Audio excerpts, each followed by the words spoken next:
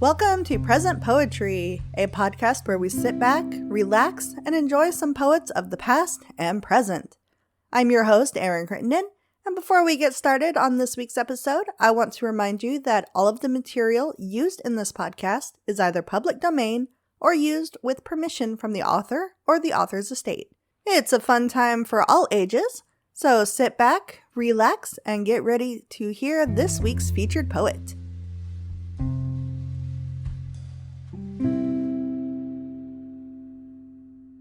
This week's featured poet is LindaAnn LoSchiavo.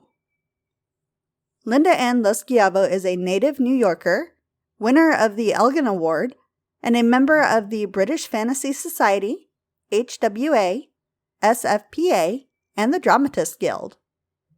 She is also a spooky Scorpio who loves Halloween. Her books include Messengers of the Macabre, Halloween Poems, Vampire Ventures, Always Haunted, Halloween Poems, which won an award, Apprentice to the Night, and Felonies d'Essai, poems about suicide. We are reading a few of these spooky poems, which she submitted to us through the forum at presentpoetry.com.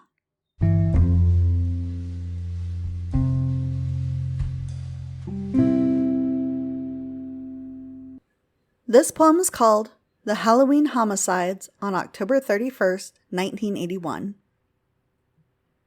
The crime's forgotten now, except by them. Interred apart in graveyards miles away, they'll rise tonight, October 31st, to rendezvous in Chelsea, though unseen, avoiding doorbells dead ahead, ringing, assumed to be young trick-or-treaters, not gunmen with handcuffs. Even the dark heaved. Morticians plied cosmetics to disguise her ravaged face. A mask Liz kept in place for their reunion's kiss fest, lips unused to parting in delight, except for him. Unlike romantics still alive, spirits don't age. Forever 20, Liz shakes free a brunette waterfall, burrows into remorseful Ronald, 39, as if love might reverse the injustice or despair. The crimes remain unsolved for more years than her lifetime. Nothing new to talk about, old topics serve. Her choice for grad school, his photography exhibits. Anything but shrinking their own hearts into silence, adrift in night's black gulf, surrounded by costumed ghosts, fake villains, witches masked.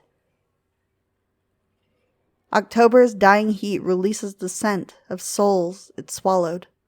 Drinking phantom wine, canoodling, they enjoy sweet brevities.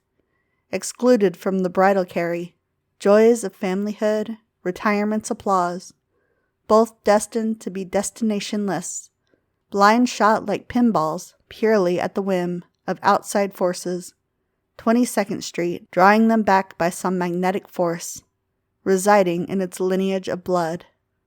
When crows screech, cutting through pink dawn like knives, they separate, resume eternal rest, its polar loneliness, till next Samhain.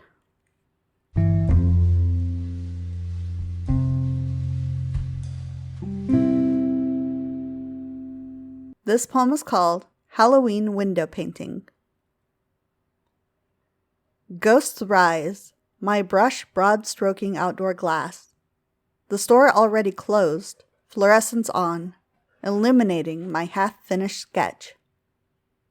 Stray skeletons, masked witches, pumpkin kings, all smiles and hope, parade down bat-streaked blocks, embracing trick-or-treat bags, pirates' loot. Despite my weariness, my brush takes flight, creating doors that open to a rain of orange bliss just harvested. Plump yams, carrots, spaghetti squash. A scarecrow smirks, his jack-o'-lantern head lit, menacing owls, bellowing harsh candlelight. Unnerved, I freeze, aware I'm not alone. About to curse the closed-mouthed sky, providing no clues where this strange farm lies, nor how to leave.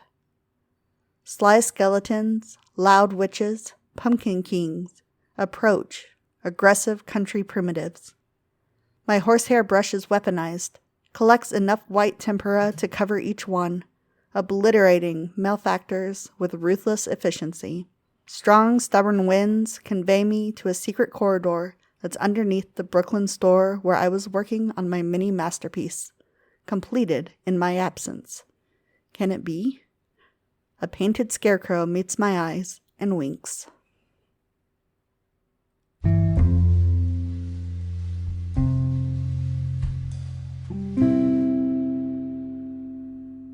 This poem is called Spellcasting on Samhain. Night-dyed herbs, came the vendor's cry. Come buy. Seductive power, risk-free trial. Please try. My wares on Samhain. Odd plants caught my eye. What did I have to lose? Can you reverse ill-omened destiny? The crone was terse. I'll handle all requests, but pay me first. Showing your photo only made her nod. Suspending my belief in priests, saints, God, entrusted with my prayers, their grace was flawed. Counting my money like a cold cashier, the witch's countenance conveyed a sneer. October's dying heat lured magic near. Stroking strange herbs with calloused palms, her quotes were incantations. Still inkcoat, motes, reformed as you, grime hanging on your coat. Death's tight grip meeting life's warm open hand, as you restaked your claim, breathed air once banned, embraced me tightly. Was this Wonderland? The crone removed herself, deft as a fawn. Dismayed, when I looked back, you too were gone.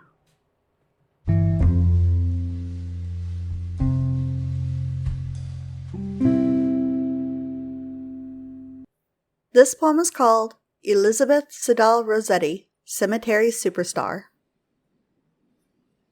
Retaining fame 160 years after I died unknown, artwork unsold, my verses unpublished, has been bizarre.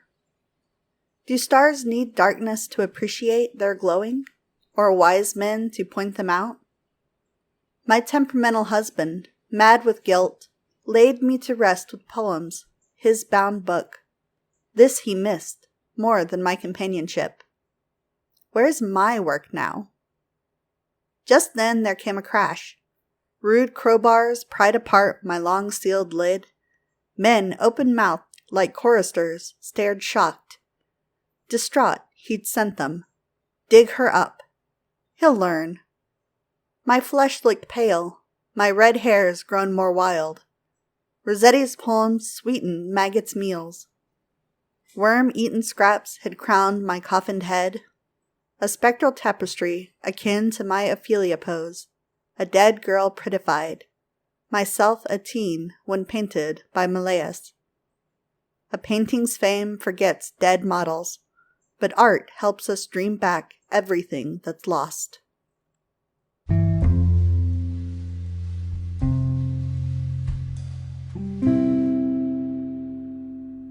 This poem is called Samhain. I've fallen through a rip in time tonight. Pale outcasts perched nearby, bones tinkling, earth shaking with its greener mirth. Stones creak, horned owls shriek as spirits gather loose clouds, push these exotic feather-weighted shapes aside, transparent curtains of the realm. What's on the other side? Cold hands caress my arms invisibly. My candle glow reveals no beings with a shadow. Yet I'm not alone. Detect sweet fragrances, lush nectar of forbidden grapes above. A cricket orchestra replays nocturnes. I flutter like a trapped bird. Then something, or someone, draws me in with secret steps. A brittle leaf is plucked from my red hair. Glass-blown interiors invite me there. Strange, iridescent skies pontilled with stars. Thank you for listening to this week's episode of the Present Poetry Podcast. If you enjoyed the show, feel free to like us, leave a review, or share us on social media. If you are a poet or you know someone who is, we would love to hear from you. You can reach out to us or submit your work through our website, which is www.present-poetry.com. Again, that is www.present-poetry.com. We can't wait to hear from you.